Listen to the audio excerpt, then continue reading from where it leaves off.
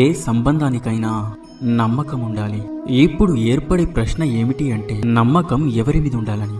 అది మీకు అర్థం కావాలంటే ముందుగా మీకు ఇది అర్థం కావాలి. కట్టడానికి ఉపయోగపడే తాడు దృఢంగా ఎలా తయారవుతుంది? ప్రతి తాడు మూడిటితో పెనవేసుకుంటుంది.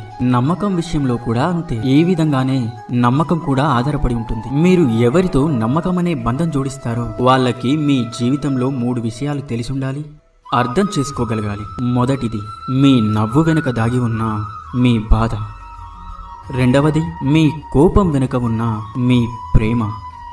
ఇక మూడవది, మీ మౌనం వెనుక దాగి ఉన్న మీ మాటల అగ్నిపర్వతం, మీ నిస్సహాయత.